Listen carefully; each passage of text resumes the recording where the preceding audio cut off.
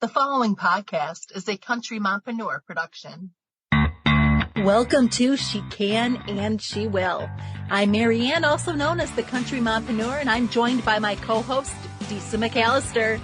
We are moms, work-from-home experts, and we love helping women take control of their lives and see all the possibilities. On this show, you will learn from us as well as other women who kick butt in their lives and want to help you do the same. So sit back and get ready for some fun. Well, welcome back to She Can and She Will. We are being joined today by Kelly Mohr, the owner of Blissfully Whole with Kelly. Kelly, do you want to start with just telling us about yourself and how you got to where you are today?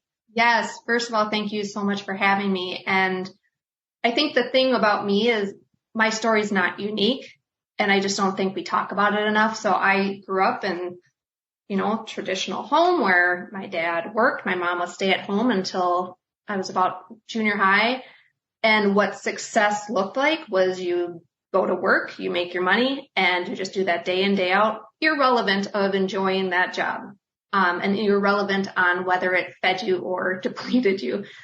So I actually started at the company my mom worked at when I was in high school, and for 20 plus years worked there. In the meantime, though, got my degree in nutrition. I was a personal trainer for a short period of time. I owned my own fitness studio for a short period of time, all the while staying in corporate America. And I had a family and all that. And it was this naggingness, like, this is not what I want to be doing. Like, this is not what's fulfilling me. And I finally got to the point where it was like, either I got to do something or I just need to accept this, which wasn't making me happy. And so in the last year and a half, I started my own business, Blissfully Whole with Kelly, because I want to help women who are feeling overwhelmed get out of that and start living a life versus going through the motions of life. Yeah, I totally get that. I grew up that same way where dad worked, mom raised us, and it was just dad did not like his job. Now he does. He's moved into it seems like our parents now that we're older, they're getting so they enjoy it. My dad now, he does contracting, but he does it for people that he enjoys working for. He's not going like on his terms. Yeah. And I feel like that's just the way that the world is becoming now, is people are getting so that they actually enjoy their jobs now, or at least that's a focus of trying to find a job that you would enjoy. Exactly. Yeah. Mm-hmm. Agreed. Absolutely agree. So Kelly, how did you take the swirling in your head of wanting more for your life and actually take the first step forward? I was taught to use my brain to make my next decisions. Mm-hmm. And I, along with you both, I believe, as an empath, I feel more deeply than I want to some days, but I feel. And it was this kind of constant conflict. And I was aware of it, but I didn't know if it was like, that's how people just behaved and just kind of ignored that feeling and went with their thoughts. Mm-hmm. And I study a lot on self-awareness and self-help. And I was like, oh, this is actually telling me something, and maybe I should do something. And so I had to get to the place where I was like, I'm going to fail, and that's a good thing. And I'm going to get uncomfortable, and that's a good thing, because either I stay safe and comfortable where I know I'm not happy, or I'm going to have to kind of shake things up. And so I had to get to that place where I was comfortable with it, knowing that that was just part of that journey. And I also got to the place where I can read all the books in the world, but if I'm not taking action, I'm not making any change. So it was just getting to that place for me where I was at peace with, like, yeah, this is going to look not so pretty. And I'm the only one living this life. So I need to get okay with that. Like, you have your term that you have for success, but you're okay with failing along the way to get to where you need to be. Yeah. And I don't think failing is a bad thing. Mm-hmm. I think that's how you learn and you grow. But I think it was taught. And so it was like, for me, it was like fail was a negative. So that's what held me back for so long. But I think I just needed to change my outlook on what that word really meant. And that was like, people call it like failing forward, or however they phrase that. And that's where I was like, no, anybody that I'm watching, I'm like, God, wouldn't that be great? Did not get there smoothly. Yeah. Yeah. You just see the end result. Mm-hmm. That's what I feel like. I'm now currently an addict to reality TV. We'll just pretend that that's a secret little thing. But when you see the people's lives that are these celebrities that live, once you see the reality shows and see the dirt that happens, it's not all as pretty as it looks. Not everybody just got there by just like, you were given it. You have to work. There's fell into the spot. Yeah. Yep. Yeah. So how do you learn to define success for yourself? Like, how do you define that? And how do you get there? Oh, what is that magic journey? It's a lot of inner work. It's a lot of self-awareness. It's a lot of really being good with who I am. And once you're there, it's what makes me happy? What gives me joy? What does that look like then? And then how do I get there? Because I'm now at the place in my life where, and I have 2 daughters, one that's going to be a senior this year and one that's in middle school. It's like, God, I want to teach them that type of stuff. Like I don't want, and so how can I teach that if I'm not living it? And so I want to live my life, and my success is defined by how I'm feeling. Mm-hmm. And if I'm not going to feel great every day, but if I'm living a life where overall I'm doing things that align with how I want to feel, for me, that's success. It's no longer dollar amounts or anything like that. For me, I'll put down, I want to be here. What are all the steps I need to take to get to there? And just try to hack away. Yeah. And that's the beauty of it, like breaking it down and then enjoying that journey, not just focused here. Mm-hmm. Because as I tell my clients, like that's great. And I'm all about goals. I love goal setting. But if all I'm doing is focusing on that, I've missed a whole lot of stuff until then. That's just like you're trying to get your kids to graduate from high school to get the heck out of the house. But you want to enjoy all those years all along the time, and then their football games and all the little things along the way. So yeah, I get it. Yeah, absolutely. There's a little toxicity in that too. Like the whole, like, just bear down and get to this place, right? And then you can enjoy. And I have really fallen into that trap for most of my life of just like, we're just going to get through this time and then we'll be here and then we can enjoy. But that's years. That's years and years of just kind of like, suffering. Not alone, my friend. Yeah. Then you get to that point and then you're like, okay, now what?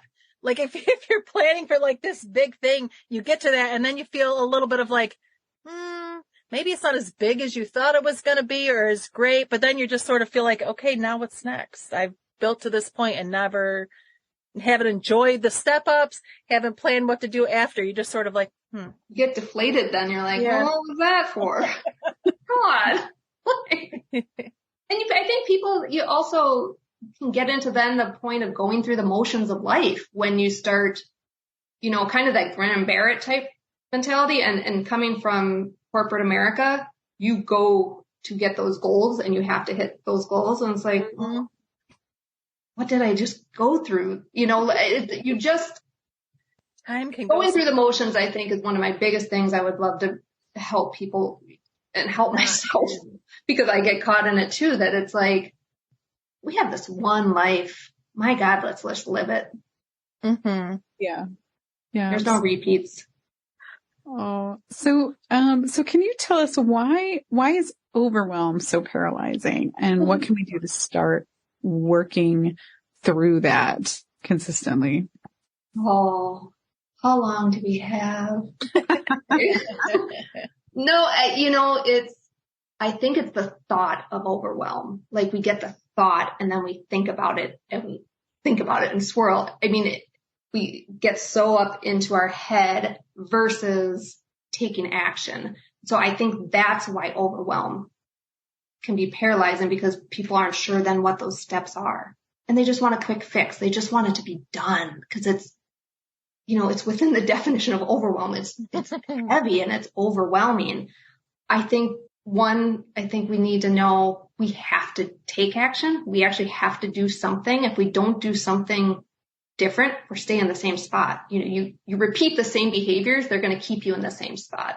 So the acknowledgement, like, you actually have to do something. It doesn't have to be big. It takes just a really small thing to shake things up. And then that willingness, like, we get into the routines of knowing what we know. And so doing something different can be scary, and it doesn't have to be. And just anything different, like have a different morning routine can switch up your whole day. I mean, it really is, like, people think like you have to, overhaul my whole life. And that in itself is overwhelming. Yeah. So I think it's paralyzing because we think and we overconsume with the thought of it. And then to stop it and to kind of get out of it, it's small incremental steps of just doing something different than what you do. And I think sometimes also things can seem way harder and bigger than they actually even are.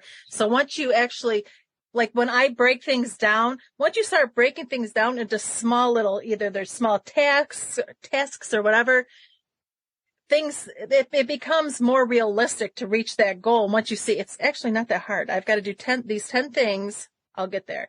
Yeah. The next step, And I think that's exactly right. Like, that overwhelm seems like this whole big thing, but if you break it down into some manageable, and manageable is different for everybody, but what it is for you, and then just do the one thing, it ripples. There's like this ripple effect. It's like, oh, if I can do this, then I can do this next thing. And overwhelm, you just start to feel in control of your life. I think overwhelm leads you to feeling out of control, and that's not a fun place to be. Yeah. And like, you're right about like the size of it can seem much different for two different people. Like, I'll take this huge project and it will take me 2 weeks to do it. And Tisa will be like, I did it yesterday. Yeah. So I was done with that. The opposite. It's funny how different things can overwhelm different people. Absolutely. Yeah, and I think that's sometimes where that comparison game goes into play, which is like the root of many evils. Mm-hmm. Yeah, it's not about whatever. I try not to. That used to be a big problem for me, as I would see either people I went to school with or something and how successful they were being, and I would be like, why? And now I don't. I'm in my bubble. I'm in my happy world, focusing on what I want to do. Did you just stop paying attention to that to stop doing it, or like actively just decide I'm not going to stop paying attention because I'm a fan of TikTok and all that, so I'm seeing what everybody's doing, but I try not to let what they're doing affect what it is I'm doing, because their journey is totally different than mine. So I try to make my journey be about what I want, I don't want to be like you. I want to be like me. I mean, I would like to be rich and famous and beautiful like J-Lo, but there's a different journey for me. So that's not the journey I'm meant to be on. Well, and to your point, like with your reality TV, what's going on outside of, those little corners of the phone could be very different than what's being projected. Yeah, that's very true. Focus on you. So, Kelly, tell us more about Blissfully Whole. What is it that you do? What is it that I do? So it is, I coach women. I have a one-on-one program, and I'm breaking it down into, it's like an 84-page workbook. That's an 8-week workbook that I coach for 12 weeks. And it's going from overwhelm to goal setting. I'm going to sell that on its own so people can just do it on their own. And I'm going to also sell it on its own, but a meeting with me for just 1 hour to get started. So it's more manageable, because not everybody wants to be coached, and that's absolutely fine. I also have a free guide, a starter kit, the Blissfully Whole starter kit, that is the same thing. It's just really helping give women tips to take back control of their life that they can easily do and implement on day to day. And I think for me, the foundational piece of the mindset work, the self-awareness work is crucial, because too often we want to get to the end result and we don't dig in to figure out why we even are where we are now. And we just go to square one each time. And it's defeating. And I want to stop that, because I want people to live really full lives. and enjoy it. And so that is my ultimate goal, is to help women really get clear on what they want, get clear on where they're at now. But there's no judgment to it. Everything, as I tell clients, like, there is no such thing as a bad habit. It served a purpose. It just might not serve you anymore. And if we're not aware of it, we can't kind of correct and move forward. So that's the gist of my coaching business and I just offer on Instagram and Facebook free tips. I just want to help. I just want to help women. I think we kind of are the ones that change the world. And if we're not happy, we can only really positively impact the world if we're happy with ourselves. Oh, I like that. And we're going to put the links to all of your handles and everything in with the show notes so everybody can reach out to you. Perfect. Thank you. And then this is a question we'd like to close with. Kelly, what is one tip that you would give people to inspire them today and to get motivated on whatever journey that they're on right now? There might be a couple ands in there with commas. That is fine. There might be a longer one. I think enjoy today, because this is the moment you have, and you can make changes in your life. But if you're not enjoying the day, you're not going to enjoy tomorrow. Like, enjoy the day, and you really need to create your own momentum, because nobody's going to make these changes. I can attest to this, because I would read everything and it's like, things just aren't happening. It's like, oh, maybe because I'm just sitting here reading, and which is all great, but it's that action, and motivation is fleeting. It really is. It's creating those habits and those schedules within your life that you can rely on, that's projecting you towards the life you want, is what will help when motivation isn't there, because it won't be there all the time. But start with enjoying your day, just finding that gratitude and taking note of it. I write down 3 things every day that I'm grateful for. And some days are harder. Some days like, well, I'm glad the sun came up today. This is all I can find right now. Yes. But I think if we're not grounded in finding that enjoyment in today, we're trying to look outside of ourselves. That's so true. And we try to not get down on ourselves if we take a day to enjoy it and go do stuff with our kids either, and not get mad at ourselves or being like, oh, I didn't accomplish anything. You took your time and you enjoyed yourself and you did something for you, which. Well, that's self-care. Yeah. Oh my gosh. I think we're so taught that, like, you have to do and you have to show up a certain way. And it's like, pardon me, but hell no. Like, no, like that's not, that hasn't served us to this point. Yeah, that was really important to Marianne and I when we first started working together. It was family is going to be first. We're just so over prioritizing other things. And that is a whole different mindset than what I'm ingrained. Yeah. What's been ingrained in your brain all your life. Oh, yeah, me too. Cool. Me too. Setting your own rules and what success looks for you. And like how you said, Disa, like, you guys made that decision. Like, that's part of your success is putting your family first. Yeah.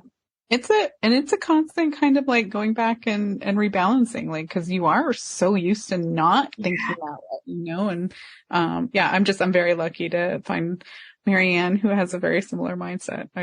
Yeah. Because it does get ingrained in you. Yeah. Thank you for spreading this message and for helping people get through that. That's amazing what you're doing, the work that you're doing. Thank you. I appreciate it. And then thank you both, for this and this platform. And I have listened to your shows and I am a fan. I think it's so fantastic. Well, thank you so much. We try to inspire people and amuse people both at the same time. That's perfect medicine. I like that.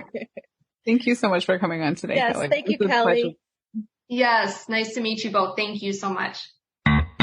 Thank you for listening. She Can and She Will is a Country Mompreneur production. Audio mix by Marianne. Research by Disa McAllister. To learn more about this and other Country Mompreneur productions, visit thecountrymompreneur.com.